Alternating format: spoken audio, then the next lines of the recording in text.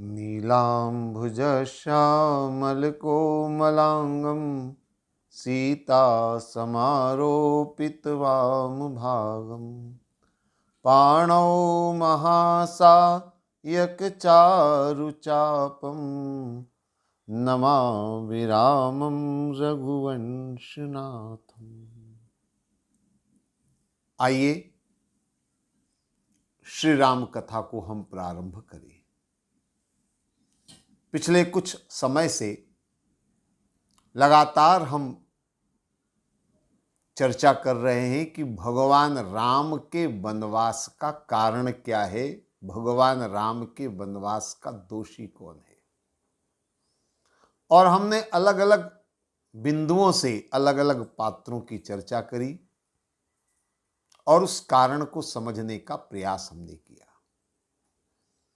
हमने विधि के विधान पर भी चर्चा करी, मंथरा, कैकेयी, महाराज दशरथ पर भी हमने चर्चा करी और इसके साथ साथ गुरु वशिष्ठ जी ने क्या ये सारी योजना बनाई, इसको लेकर के भी हमने चर्चाएं करी।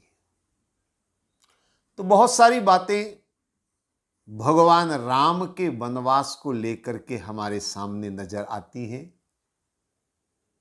और सबसे बड़ी बात यह है, ये इतनी अलग अलग चर्चाएं इसलिए मैंने आपके सामने रखी है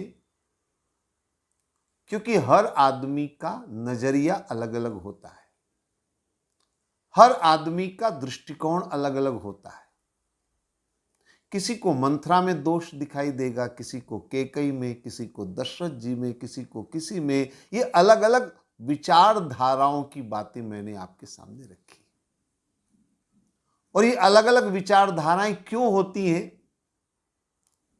क्योंकि ये ग्रंथ शास्त्र है।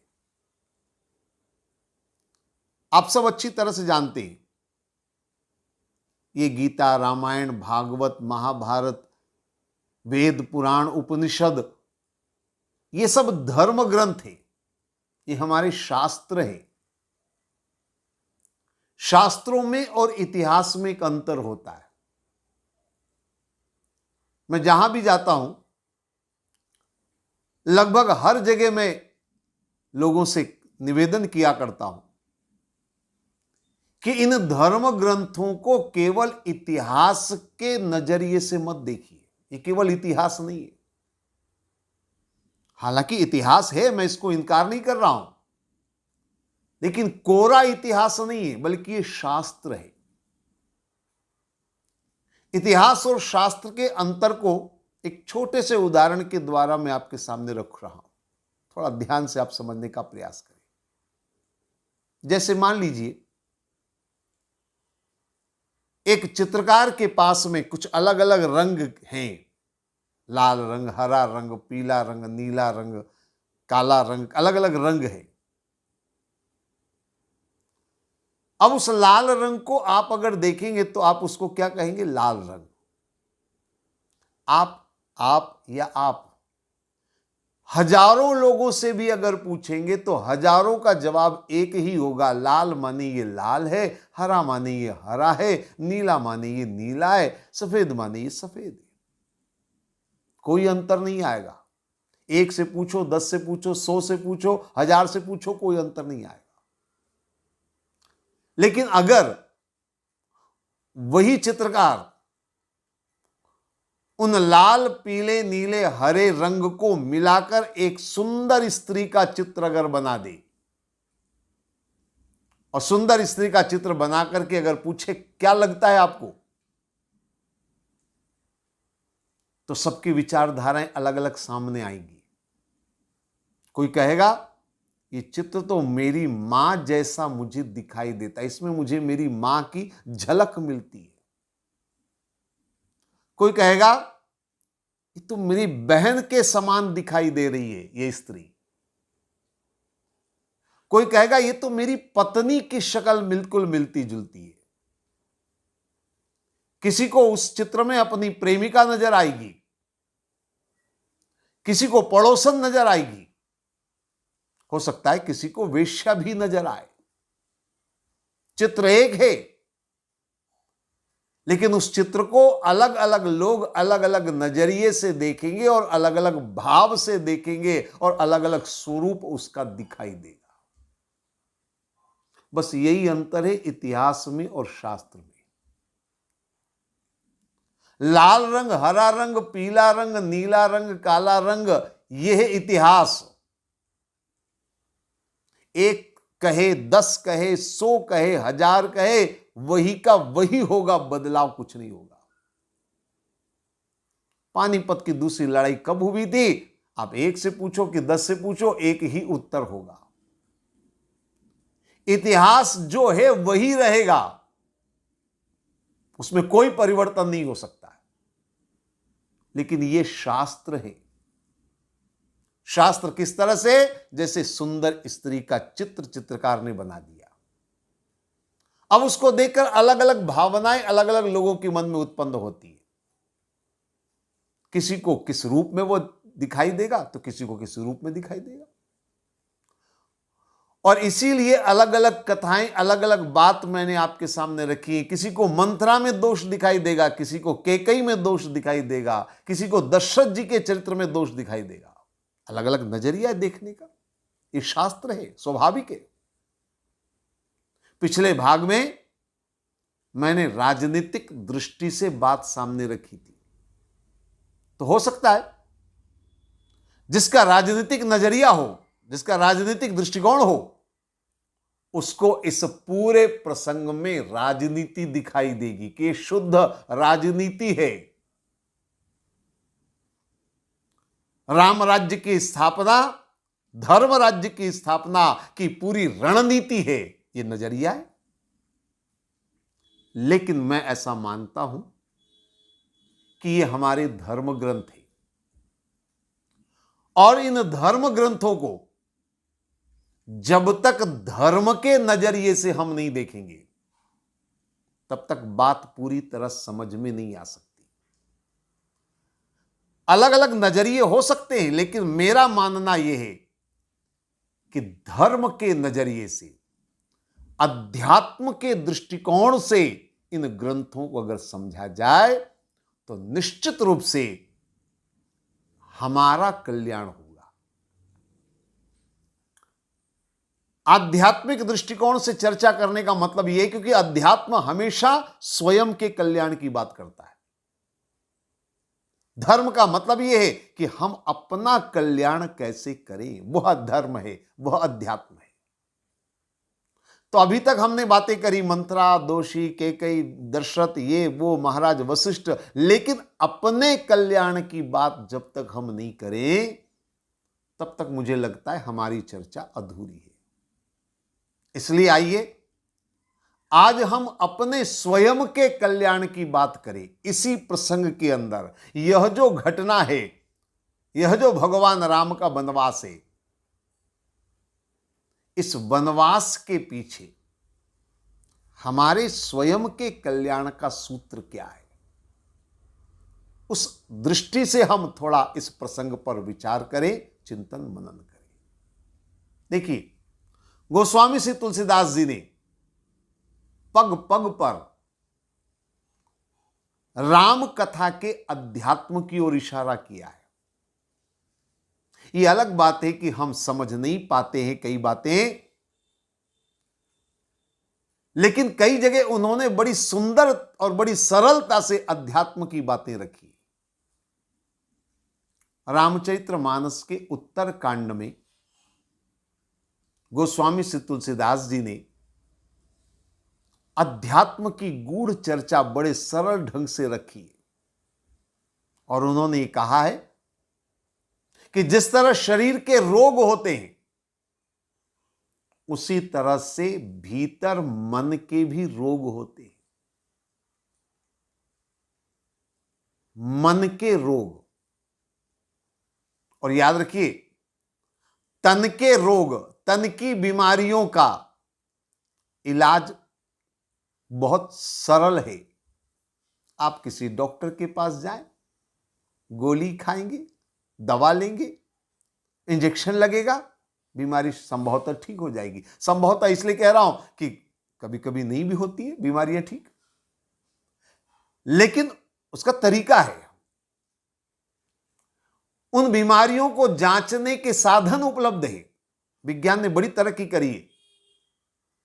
हर बीमारी को लेबोरेटरी में जांचा जाता है कि इस व्यक्ति को यह बीमारी है और इसके लिए दवा दी जानी चाहिए। लेकिन भीतर के जो रोग हैं, हमारे अंदर के, मुश्किल यह है कि उनको जांचने की कोई लेबोरेटरी नहीं है। स्वयं को समझना पड़ेगा, स्वयं को अनुभव करना पड़ेगा कि मैं इस रोग से ग्रसित हूं, और तभी आप उसका इलाज कर पाएंगे, तभी आप उसका निदान कर पाएंगे। क्योंकि मनुष्य की एक सबसे बड़ी कमजोरी यह है, और मैं किसी एक की बात नहीं कर रहा हूं, हम सबकी कमजोरी है कि हमें दूसरों में अवगुण देखने की आदत ज्यादा है, स्वयं के अवगुण देखने की आदत नहीं है। दूसरों में दोष हम खूब देखते हैं, लेकिन स्वयं के दोष हमको दिखाई नहीं देते। दूसरों की गलतियां हम तुरंत बता देते हैं, और अपनी गलती हम हमेशा छुपाने का प्रयास करते हैं, बताने का नहीं करते, विचार नहीं करते। यह हमारी कमजोरी है। इसलिए भीतर के रोगों का निदान बड़ा मुश्किल हो जाता है, क्योंकि हम उसको मानते ही नहीं है, जानते ही नहीं है, तो निदान कैसे करेंगे। आइए हम भीतर के रोगों को जानने और समझने का प्रयास करें। गोस्वामी श्री तुलसीदास जी ने रोग के माध्यम से मन की समस्याओं को सामने रखा है। अब जब बात रोग की चली है, बीमारियों की चली है, तो आप यह भी अच्छी तरह से जानते होंगे, वैसे तो अनेक प्रकार की चिकित्सा पद्धतियां प्रचलित हैं। एलोपैथी, होम्योपैथी, ये पैथी, वो पैथी, बहुत सारी पैथियां हैं। लेकिन भारतीय मूल की जो चिकित्सा पद्धति है वो है आयुर्वेद। भारतीय मूल की चिकित्सा आयुर्वेद है। भारतीय ऋषियों ने आयुर्वेद की स्थापना करी। अब आयुर्वेद को जो लोग जानते हैं, आयुर्वेद के बारे में जिन्होंने सुना है, जो समझते हैं, वो अच्छी तरह जानते होंगे कि आयुर्वेद में बीमारियों को जानने के लिए नाड़ी परीक्षण किया जाता है। किसी लेबोरेटरी की आवश्यकता नहीं है, नाड़ी से रोगों का पता चलता है। और नाड़ियां कितनी है? 3, कफ, पित्त और वात। सारी बीमारियों का आधार ये नाड़ी दोष है। कफ में जब विकार आता है, दोष आता है, तो कौन सी बीमारियां होती हैं? पित्त में जब विकार आता है तो कौन सी बीमारियां होती हैं? वात में जब दोष आता है तो कौन सी बीमारियां होती है? सारे शरीर की बीमारियों का इन्हीं 3 से संबंध है, कफ, पित्त और वात। आप किसी आयुर्वेद के अच्छे जानकार के पास जाएंगे, कहेंगे मुझे एसिडिटी हो रही है, तो तुरंत वो कहेगा पित्त दोष है, यानी पित्त की नाड़ी में गड़बड़ी है। अगर आप जाएंगे किसी के पास, बोले श्वास की तकलीफ है, दमा की शिकायत है, आयुर्वेद का जानकार कहेगा, ये तुरंत कहेगा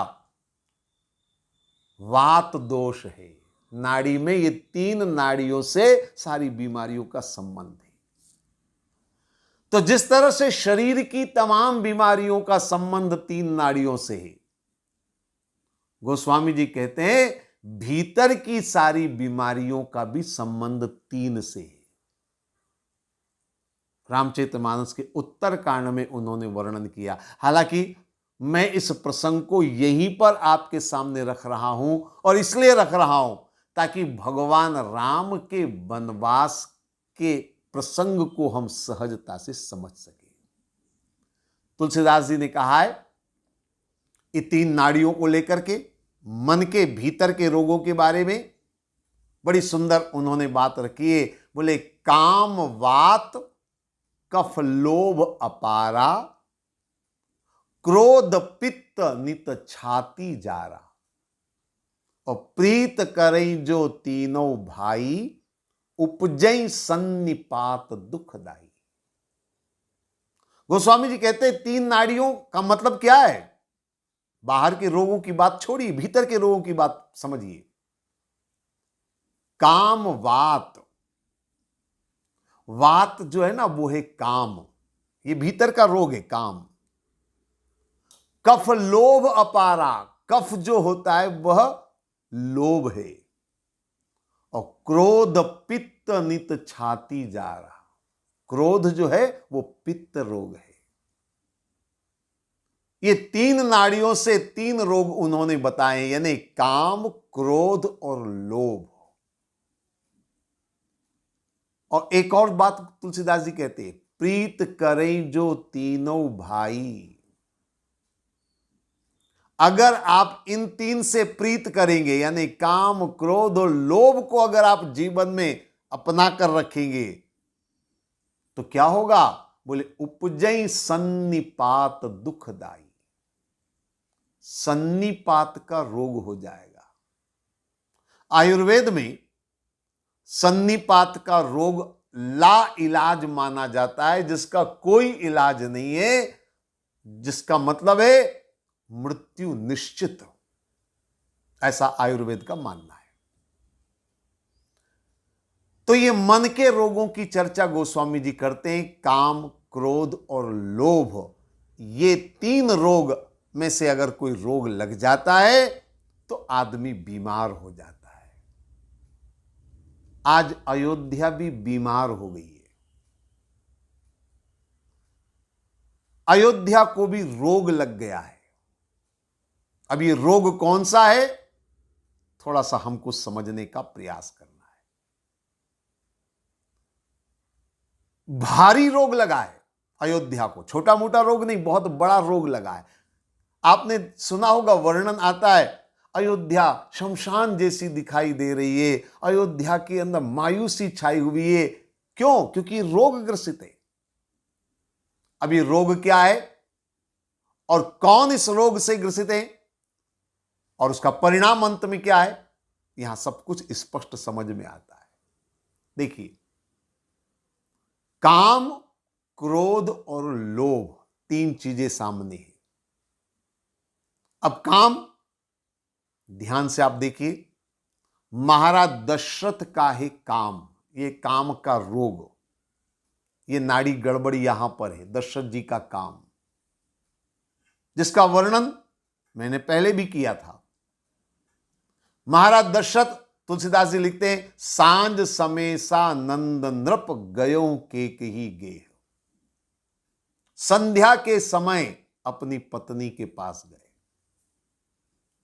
एक बड़ी सामान्य सी बात है, संध्या का समय भजन पूजन का समय होता है, भगवान का नाम स्मरण का समय होता है, ईश्वर की आराधना का समय होता है, प्रभु का नाम लेने का समय होता है। ये पत्नी के पास जा रहे हैं संध्या के समय। श्रीमद् भागवत का एक प्रसंग याद आता है, संध्या समय की जब बात चलती तो याद आता है भागवत का प्रसंग। श्रीमद् भागवत का वर्णन है, एक महान ऋषि कश्यप, बड़े महान योगी तपस्वी कश्यप ऋषि अपनी पत्नी के पास संध्या के समय गए, दिति के पास। अब गए तो क्या होगा? हमारी भारतीय हिंदू संस्कृति मानती है संगति का प्रभाव पड़ेगा ही पड़ेगा, संगति के प्रभाव को नकारा नहीं जा सकता। सारे धर्म ग्रंथों में संगति की बात करी गई, हानि कुसंग सुसंगति लाहू, जिसकी संगति होगी संगति का प्रभाव पड़ेगा। पत्नी के पास जाएंगे, वो संगति का प्रभाव पड़ेगा। भागवत की कथा कहती है, कश्यप अपनी पत्नी के पास गए संध्या के समय। अब पत्नी ने भोग की इच्छा करी और कश्यप जी को बात माननी पड़ी। संध्या के समय भोग हुआ, परिणाम यह निकला कि हिरण्याक्ष हिरण्यकश्यप जैसे दैत्य पैदा हुए। यह संध्या का प्रभाव है, संध्या काल का प्रभाव है। महाराज दशरथ तो बड़े धर्मात्मा है, बड़े ज्ञानी है, बड़े विद्वान है, और बड़े उच्च कुल के सूर्यवंशी, रघुकुल वंश के, और ये बिल्कुल सामान्य सी बात पर उन्होंने ध्यान नहीं दिया। संध्या के समय पत्नी के पास चले गए। पत्नी कोप भवन में थी, पत्नी को प्रसन्न करने के लिए क्या कुछ नहीं किया उन्होंने। एक कामी पुरुष की तरह से पत्नी की प्रशंसा कर रहे। सुमुखी सुलोचनी पिक बचनी, कारण मोहि सुनाओ, गज गामिनी निज कोप करी। इस तरह से पत्नी को मना रहे, और पत्नी को मनाने के लिए वादे कर रहे। कहूं कहीं रंग कहीं करो नरेसु, कहूं कहीं नृपति निकासो देसु। यानी सारा खेल मैं खेल जाऊंगा, किसके लिए? तुझे प्रसन्न करने के लिए। कमाल की बात है। तो ये महाराज दशरथ का काम स्पष्ट रूप से झलकता है कि दशरथ जी काम से ग्रसित हैं। ये रोग, पहली नाड़ी में रोग आया दशरथ जी का काम। अब दूसरी नाड़ी पकड़िए, क्रोध। शायद आप समझ गए होंगे इशारा, कैकेयी का क्रोध। और क्रोध कैसा? कोप भवन में जाना तो एक संकेत है। अगर आप देखें तो कोप इतना है, क्रोध इतना है कि पति गिड़गिड़ा रहा है कि मैं मर जाऊंगा, लेकिन फिर भी कैकेयी अपने इरादे से टस से मस नहीं होती है। यानी क्रोध इतना हावी हो गया कि अपनी आंखों के सामने विनाश को देख रहा है, लेकिन फिर भी वो क्रोध को त्याग नहीं रहा। ये क्रोध की चरम सीमा है। आप देखिए जरा, पत्नी और पति के बीच में अक्सर विवाद होते हैं। विवाद में क्रोध आता है, लेकिन क्रोध अगर एक मर्यादा से आगे बढ़ जाए तो दुखद परिणाम आता है। आप लोग अक्सर सुनते होंगे पति पत्नी के झगड़े में आत्महत्याएं हो जाती हैं। क्या ही आत्महत्या? आत्महत्या का मतलब यह कि अपने क्रोध पर नियंत्रण नहीं कर पाए तो दो परिणाम आएंगे, या तो स्वयं की हत्या या दूसरे की हत्या। क्रोध नियंत्रण में नहीं आएगा तो यह दुष्परिणाम सामने आएगा। और यहां पर भी वही हुआ। कैकेयी के क्रोध ने विनाश की लीला रची। इसलिए मैं मानता हूं महाराज दशरथ का काम, कैकेयी का क्रोध। यह दूसरी नाड़ी का दोष मैं आपको बता रहा हूं, यह क्रोध कैकेयी का। अब तीसरी नाड़ी, काम वात कफ लोभ अपारा। कफ की नाड़ी जो है ना, वो है लोभ। और ये जो लोभ का जो दोष दिखाई देता है, ये दिखाई देता है मंथरा के चरित्र में। हालांकि मंथरा कहती है, को नृप होव हमई का हानि, चेरी छाड़ अब होव की रानी। कोई राजा बने मुझे क्या फर्क पड़ेगा, मैं तो नौकरानी हूं, नौकरानी रहूंगी। आप कहेंगे फिर मंथरा में लोभ कैसे? कहां है लोभ मंथरा में? मैं आपको बता दूं, मंथरा का लोभ की परिभाषा पहले समझ लीजिए ध्यान से। हमारी भारतीय हिंदू संस्कृति में लाभ के बारे में हमेशा कहा गया कि व्यक्ति लाभ के लिए प्रयत्न करे, कर्म करे, पुरुषार्थ करे। भारतीय हिंदू संस्कृति ने लाभ का कभी विरोध नहीं किया। विरोध किया हमेशा लोभ का। लाभ को तो पूजा होती है। आपने देखा होगा, जहां गणेश जी की पूजा होती है वहां गणेश जी की स्थापना के आसपास शुभ और लाभ लिखा जाता है, उसकी पूजा होती है। तो भारतीय हिंदू संस्कृति ने लाभ का कभी विरोध नहीं किया।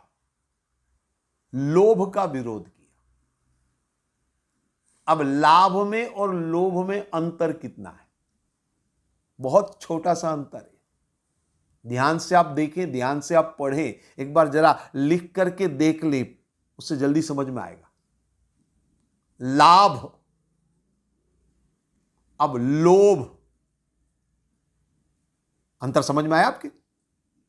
लाभ और लोभ में अंतर क्या है? लाभ और लोभ में मात्रा का अंतर है। मात्रा बढ़ गई तो लाभ से लोभ हो गया। बस इस चीज को जरा ध्यान से पकड़ ले। जीवन में जब आदमी की मात्रा बढ़ने लगती है, धन की मात्रा, इतना मिल जाए और इतना मिल जाए और इतना मिल जाए, लाख है तो करोड़ मिल जाए, करोड़ है तो अरब मिल जाए, अरब है तो खरब मिल जाए, जितनी मात्रा बढ़ेगी, जहां मात्रा बढ़ी, लाभ फिर लोभ हो जाता है। लाभ में और लोभ में मात्रा का ही अंतर है और कुछ अंतर नहीं है। आदमी की मात्रा बढ़ गई, लोभ हो गया। आज के युग में यही हो रहा है। अगर ध्यान से देखा जाए तो आज के जीवन में आज का मानव मात्रा बढ़ाता जा रहा है। मात्रा, ये मिल जाए, वो मिल जाए, इतना मिल जाए, इतना मिल गया तो और इतना मिल जाए, इतना मिल गया तो और इतना मिल जाए, ये लोभ है। और लोभ सर्व विनाश का कारण होता है। लाभ में और लोभ में अंतर को एक और छोटे से तरीके से समझने का प्रयास करें। लाभ में और लोभ में अंतर क्या? लाभ को कभी बुरा नहीं बताया, क्यों? लोभ को बुरा बताया, क्यों? थोड़ा समझने की कोशिश करें। लाभ का मतलब है हमारा हित हो, और अपने हित के बारे में सोचना कोई गलत बात नहीं है। अपने हित के लिए आदमी पुरुषार्थ करता है, आदमी कर्म करता है, अच्छी बात है, करनी चाहिए। अगर आदमी अपना लाभ नहीं देखेगा तो पुरुषार्थ नहीं करेगा, पुरुषार्थ नहीं करेगा तो अकर्मण्य हो जाएगा। लाभ होना चाहिए, लाभ की बात करनी चाहिए, लाभ की बात सोचनी चाहिए। लेकिन लाभ में और लोभ में अंतर कैसे? एक छोटे से ढंग से समझ लीजिए। लाभ का मतलब है स्वयं का हित देखना, और लोभ का मतलब है अपने हित के लिए दूसरे का अहित करना। आप समझ गए? अपनी जेब में पैसा आवे ये तो लाभ है, लेकिन दूसरे की जेब काट करके अगर हम अपनी जेब भर रहे हैं तो ये लाभ नहीं है, ये लोभ हो गया। अब मंत्रा के चरित्र से इस लाभ और लोभ का अंतर समझने का प्रयास करें, क्योंकि कैकेयी ने जो वरदान मांगा है वो मंत्रा की बुद्धि से मांगा है। अब जरा बात को समझने की कोशिश करिए। भरत को राजगद्दी मिले, ये तो है लाभ, ये निश्चित रूप से लाभ है और इसमें कोई बुराई नहीं है। अगर भरत राजा बनेंगे तो मंत्रा का दर्जा बढ़ेगा, मंत्रा का वर्चस्व बढ़ेगा महल में। तो भरत के लिए राजगद्दी मांगना तो लाभ है और यहां तक कोई बुराई नहीं है, लेकिन राम के लिए 14 वर्ष का वनवास मांगना यह लाभ नहीं रहा, यह अब हो गया लोभ। राम का वनवास लोभ है, भरत के लिए राजगद्दी मांगना केवल लाभ है। पहले कहती है देव एक बर भरत ही टीका, यह लाभ है। मांगो दूसर वर कर जोरी, अब दूसरा जब मांगा मात्रा बढ़ गई तो क्या हो गया? लोभ हो गया।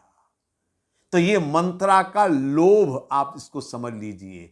आदमी लाभ कमाए बहुत अच्छी बात है, लेकिन लोभ, मैंने अभी आपको बताया, लाभ का मतलब है स्वयं का हित करना, लोभ का मतलब है अपने हित के लिए किसी का अहित करना। जब हम किसी और के सुखों को छीन करके अपने आप को सुखी करने का प्रयास करेंगे, किसी और की तिजोरी में डाका डालकर अपनी तिजोरी भरने का प्रयास करेंगे, तो वो लोभ होगा और लोभ विनाश का कारण होगा। तो ये है लोभ। तो काम, क्रोध और लोभ तीनों नाड़ियों में दोष आया, और आयुर्वेद कहता है जब तीनों नाड़ियों में दोष होगा तो सन्निपात होगा। और सन्निपात का मतलब है अब बचना मुश्किल है। इसलिए महाराज दशरथ का मरण हुआ। यह मरण क्या है? यह रोग की चरम सीमा है। अयोध्या शमशान घाट बन गई। ये क्या है? ये रोग की चरम सीमा है। तो ये काम, क्रोध और लोभ, ये 3 रोग भीतर के हैं। इनको पहचाने, और अगर इनको आपने पहचाना तो हमारे अंदर ये विनाश नहीं हो सकता है। ये जो विनाश यहां दिखाई दिया, राम राजा बनते बनते वनवासी हो गए। राम को 14 वर्ष का वनवास हुआ। इस वनवास के पीछे ये 3 रोग काम कर रहे हैं, काम, क्रोध और लोभ। हम इन विकारों से बचें और अपने भीतर के राम को वनवास जाने से रोकें। तभी हमारा जीवन पावन होगा, तभी हमारा जीवन पवित्र होगा, तभी हमारा जीवन कल्याणमय और आनंदमय होगा। तो ये भीतर के रोगों को जानने के लिए कुछ अध्यात्म की बात मैंने आपके सामने रखी है। बातें बहुत सारी, लेकिन समय हो गया। अब आगे की चर्चा हम अगले उसमें करेंगे। आज इतना ही। ओम सर्वे भवन्तु सुखिनः, सर्वे सन्तु निरामया, सर्वे भद्राणि पश्यन्तु, मां कश्चित् दुःख भाग् भवेत्। ओम शांति शांति शांति।